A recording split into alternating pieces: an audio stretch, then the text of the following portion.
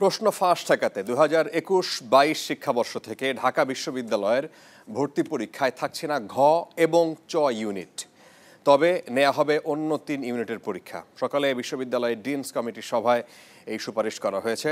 এই বিষয়ে চূড়ান্ত সিদ্ধান্ত নেওয়া হবে একাডেমিক কাউন্সিলের সভায়। তবে ডিনস কমিটির এমন এখতিয়ার নিয়ে প্রশ্ন তুলেছেন শিক্ষক এবং সাবেক শিক্ষার্থীরা। ঢাকা বিশ্ববিদ্যালয়ের ভর্তি পরীক্ষায় শিক্ষার্থীদের আগ্রহের একটি বড় জায়গা বিভাগ পরিবর্তন। প্রতি বছর ১৫০০-এরও বেশি শিক্ষার্থী ঘ ইউনিটের মাধ্যমে বিভাগ পরিবর্তনের সুযোগ পেয়ে আসছেন, আর এতে অংশ নেন ১ লাখেরও বেশি শিক্ষার্থী। এবার এই ঘ ইউনিটের পরীক্ষা তুলে নিতে চায় বিশ্ববিদ্যালয় কর্তৃপক্ষ, যার সুপারিশ করেছে ডিনস কমিটি। সাথে চ ইউনিটের পরীক্ষাও থাকছে না। ভর্তি পরীক্ষা গ্রহণ সংক্রান্ত উন্নয়ন এবং সংস্কারের অংশ হিসাবে প্রাথমিক নীতিগত সিদ্ধান্ত সেটি আমাদের লাগবে এবং এবছর যথারীতি চলবে। কারণ আমাদের সিদ্ধান্তগুলো এমন হবে যেন আগেভাগেই শিক্ষার্থীরা জানতে পারে, হঠাৎ করে কোনো বিষয়ের অবতারণা না হয়। তবে নেওয়া হবে অন্য 3 ইউনিটের পরীক্ষা। বিশ্ববিদ্যালয় কর্তৃপক্ষ জানান, কোচিং নির্ভরতা কমাতে এবং মৌলিক বিষয়গুলোকে গুরুত্ব দিতেই এই সিদ্ধান্ত। 3টি মূল ধারা উচ্চ মাধ্যমিক পর্যায়ে শিক্ষার্থীরা অধ্যয়ন করে, 3টি ক্ষেত্র। সেই 3টি ক্ষেত্র ভিত্তিক যখন পরীক্ষা হবে তখন বিষয়বস্তুর প্রতিও শিক্ষার্থীদের আরও মন দেওয়ার সুযোগ হবে, পাঠ্যপুস্তক ভিত্তিক দৃষ্টিভঙ্গি গড়ে উঠবে।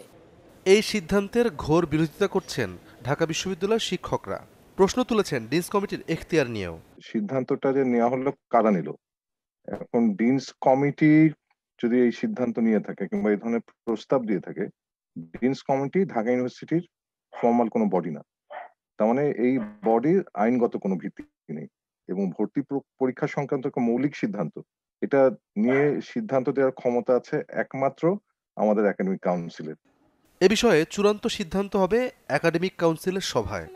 হঠাৎ করে আমরা একটি ইউনিট বন্ধ করে দেওয়া, যেখানে 16টি বিভাগ যে অনুষদে আছে, 300 শিক্ষক আছে, 6500 ছাত্র আছে, সেখানে তাহলে আমাদেরকে বিকল্প চিন্তা করতে হবে যে আমরা তাহলে নিজস্ব পরীক্ষা নিতে আমরা আগ্রহী।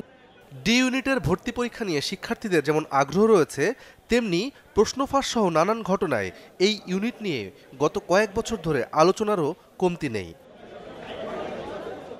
আব্দুল্লাহ আল ইমরান, চ্যানেল 24, ঢাকা। এই সময় তো আশেপাশে ভালো ডাক্তারও পাবো না। আশেপাশে না, দেশের সেরা ডাক্তারই পাবে।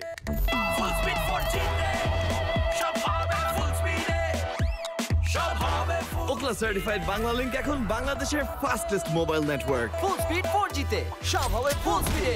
বাংলালিংক।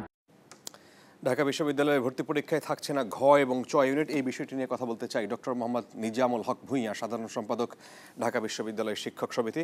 স্যার, আপনাকে স্বাগত জানাচ্ছি আমাদের স্টুডিওতে থেকে। আপনি একটু আমাদেরকে পরিষ্কার করবেন যে 2021-22 শিক্ষাবর্ষে এই যে এত বড় একটা সিদ্ধান্ত, এই সিদ্ধান্ত নেয়ার যৌক্তিকতাটা কি আসলে?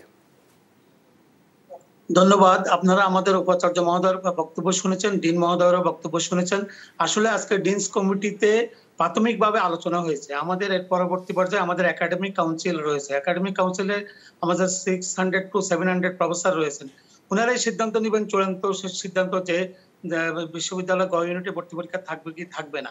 কারণ আজকের সিদ্ধান্তটা চূড়ান্ত সিদ্ধান্ত না। আমরা দেখছি যে বিভিন্ন গণমাধ্যমগুলো যেভাবে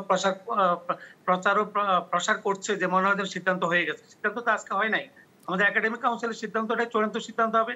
পরবর্তী পর্যায়ে আমাদের উপাচার্য প্রোপাচার্যরা রয়েছেন, আমাদের ডিনরা রয়েছেন, আমাদের সিন্ডিকেট রয়েছেন, সেখানে আমরা চুলচেরা বিশ্লেষণ করেই আমরা সেই ব্যাপারে আমরা মূল সিদ্ধান্ত একাডেমিক কাউন্সিলে নেয় সবসময়, এটাই আমরা জানি, সেটা আইনগত বডি। কিন্তু প্রশ্ন হচ্ছে যে এত বড় একটা সিদ্ধান্ত, ঘ ইউনিট থাকছে না, চ ইউনিট থাকছে না, যেটা আমরা দেখে আসছি অনেকদিন ধরে, বাচ্চাদের মানসিক সেট আপও সেই রকম যে এই ইউনিটের মাধ্যমে অনেক সময় গ্রুপ চেঞ্জ করে সায়েন্সের স্টুডেন্টরা, কমার্সের স্টুডেন্টরা, তারা আর্টসের বিভিন্ন সাবজেক্টে তারা পড়াশোনার সুযোগ পায়। সেই বিষয়টা আসলে কিভাবে অ্যাকোমোডেট করার, মানে আপনাদের প্ল্যানটা কি আসলে?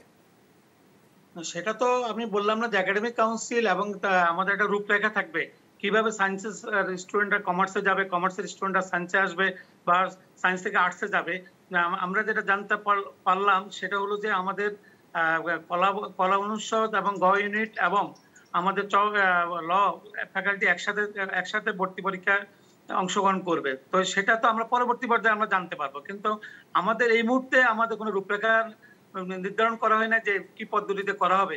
সেটা আমাদের একাডেমিক কাউন্সিলেই, যেটা আপনারা পূর্বে আমি আপনাদেরকে বলেছি, বা আমাদের ডিন মহোদয় বা আমাদের উপাচার্য মহোদয়েরও বক্তব্য শুনেছেন। আমি মনে করি যে একাডেমিক কাউন্সিলেই আমাদের চূড়ান্ত সিদ্ধান্ত নিবে কি পদ্ধতিতে আমরা এই 3টা ইউনিট আমরা পরীক্ষা নেব। আর যদি একাডেমিক কাউন্সিল মনে করে না আমাদের যে পদ্ধতি এখন আছে সে পদ্ধতিতে থাকবে, তাহলে সেভাবে থাকবে। আচ্ছা, এখন মানে বার্তাগুলো যেভাবে পৌঁছাচ্ছে ছেলে মেয়েদের কাছে, তাতে আপনি কি মনে করেন যে ছেলেমেয়েরা একটু কনফিউজড হবে? না, এটা তো আমাদের এই বছর যে ভর্তি পরীক্ষা এখানে তো হচ্ছে না, আমাদের 1 বছর পরে আমরা সিদ্ধান্ত নিচ্ছি, আমাদের 2021-22। আমরা তো আমাদের তো হাতে এখনো প্রচুর সময় রয়েছে, সেই অনুযায়ী আমরা সিদ্ধান্ত নেব। এমনিতে আমরা মনে করি যে যদি ভর্তি পরীক্ষা আমাদের যদি কম ইউনিটের মাধ্যমে হয় তাহলে ছাত্রদের জন্য সুবিধা হয়, কারণ আমরা শিক্ষকরাও আমাদের ইনভলভমেন্ট ওইভাবে। আর যে জিনিসটা আরেকটা কথা বলেছেন যে প্রশ্নপত্র আউট হচ্ছে, সেটাকে আমি এটার সাথে আমি একমত পোষণ করব না, কারণ একবার হয়তো কোনো কারণে ভর্তি পরীক্ষার একটা ঘটনা ঘটেছে, কিন্তু বারবার তো আর এই ঘটনাগুলো ঘটে নাই। এটা হতেই পারে, এটা অনেক জায়গায় হয়, তাই না? তারা যে সময় কাউন্সিলে যে সময় এটা উপস্থাপন হয়েছে, এই বিষয় নিয়ে কথা হয়েছে, তাদের যৌক্তিকতা কি ছিল? মানে কিভাবে প্রশ্ন ফাঁস ঠেকাবে এই 2টা গ্রুপের ভর্তি পরীক্ষা? না, এটা তো আমি বললাম না, একবার যখন আমাদের প্রশ্নপত্র পাস নিয়ে কথা বলেছে তখনই কিন্তু আমাদের পরবর্তী পর্যায়ে আমাদের আবার ভর্তি পরীক্ষা আমরা করে আমরা কিন্তু ছাত্রদের রেজাল্ট দিয়ে ছাত্রদের ভর্তি করিয়েছি, সেখানে কোনো ব্যর্থ ঘটে নাই।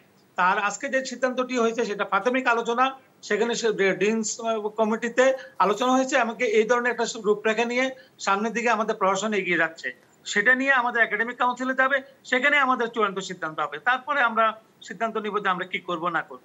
আচ্ছা, অনেক ধন্যবাদ ডক্টর নিজামুল হক ভূঁইয়া, সাধারণ সম্পাদক, ঢাকা বিশ্ববিদ্যালয় শিক্ষক সমিতি।